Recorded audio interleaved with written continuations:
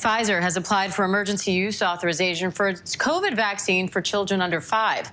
The process now moves to an FDA advisory panel set to meet in a couple of weeks. Now, if the vaccine is authorized, the CDC would need to give the final green light, and we could see those first shots by the end of the month.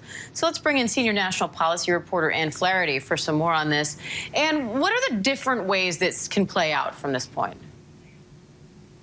Well, Diane, as you said, we could see the shots by the end of the month. That's certainly exciting news for all these parents out there, probably including yourself with little ones at home.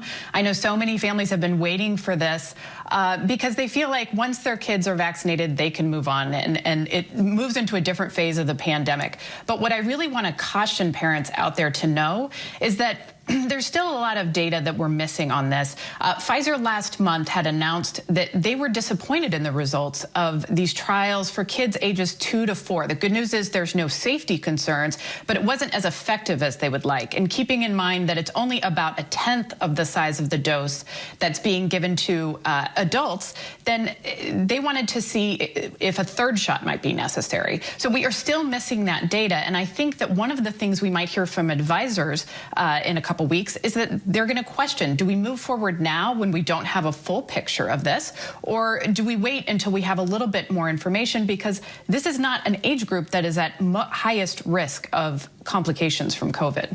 Well, and to that point, a recent survey found only about 30% of parents with kids under 5 say they'll get this shot right away. And we saw a lot more debate over booster shots in the medical world than we saw over the first 2 adult doses of the vaccine. So do you think we're going to see a lot more debate over this vaccine for the under 5 group, given that trial data and that debate over whether or not these are even necessary for this young age group?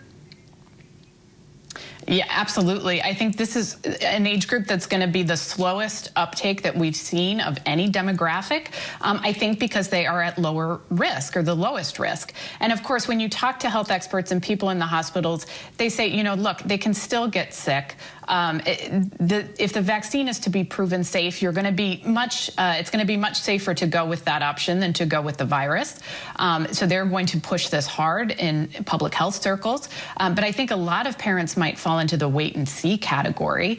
We saw this with the kids ages 5 through 11. Eventually, many parents did step up and vaccinate their children. It's not unreasonable to say, I don't want to be first in line. But as public health officials say, they need to give the information to parents so that they make that right decision, talk to their pediatricians, talk to their doctors. And Anne, we're hearing a lot about this pandemic now becoming an endemic. So what does that mean from an administrative standpoint? What can we as a country do to be better prepared as we get more surges and new variants?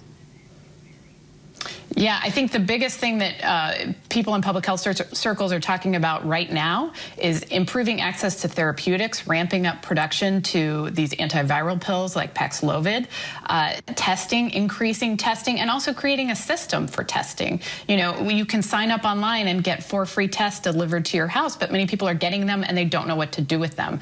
There needs to be more of a system in place so that people are testing regularly so we can catch that next wave.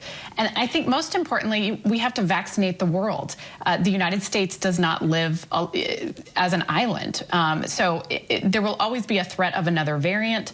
And until we really get that vaccine equity on a global scale, I think we're still going to be dealing with these waves of COVID cases. All right. Anne Flaherty, thank you. Hi, everyone. George Stephanopoulos here. Thanks for checking out the ABC News YouTube channel. If you'd like to get more videos, show highlights, and watch live event coverage, click on the right over here to subscribe to our channel. And don't forget to download the ABC News app for breaking news alerts. Thanks for watching.